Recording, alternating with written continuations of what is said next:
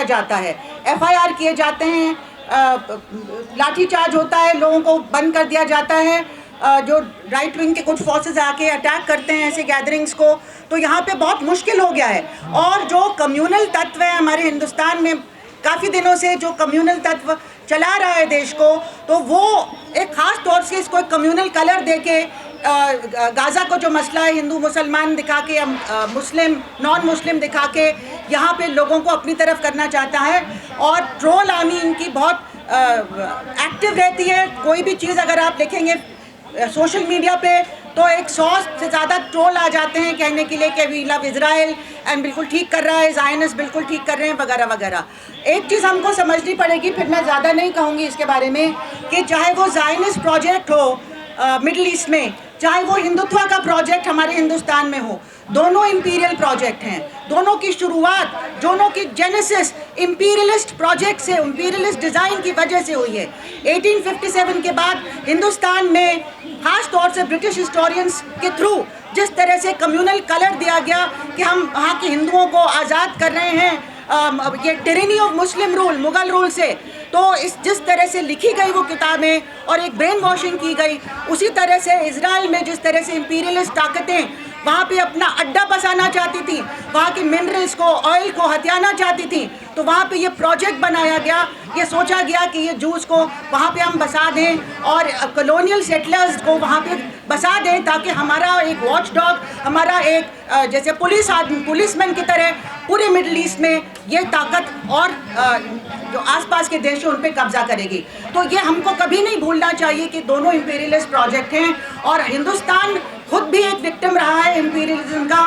तो यहाँ पे जिस तरह से इजराइल को की आवभगत की जा रही है, मिनिस्टर के संग डील साइन किए जा रहे हैं, ये बहुत ही निंदनीय है, बहुत ही मतलब शर्मनाक है। जिस तरह से हमने अपनी मॉरल अथॉरिटी पूरी तरह से दुनिया भर में ख़त्म कर दी है। अब दुनिया भर में लोग देख रहे हैं कि सबसे ज़्यादा ट्रोल्स इजराइल के सपोर्ट में हिंदुस्तान से आ रहे हैं। मतलब कितनी शर्म की बात है, हम ट्रोलिंग में विश्व गुरु बन गए हैं, हर जगह पूरी दुनिया के लोगों को पता चल गया है। और जबकि आप देखिए कितनी सारे देशों में जिस तरह से ये फ्लोटिला आ रहा है और अब 17 बोट्स और जा रही हैं पूरी दुनिया में, खास तौर से यूरोप में और पूरी दुनिया में प्रोटेस्ट चल रहे हैं, फार ईस्ट में भी चल रहा है, यूरोप में हर मतलब देश में प्रोटेस्ट चल रहे हैं, हिंदुस्तान में प्रोटेस्ट ना के बराबर हैं।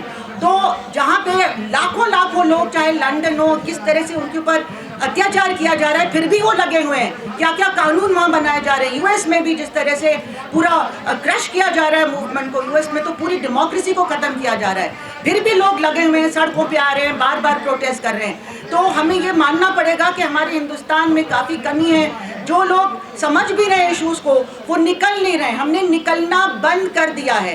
पहले उमर खालिद और जब वो लोग जेल में डाले गए थे तो 1000 लोग आराम से एक रैली करते थे।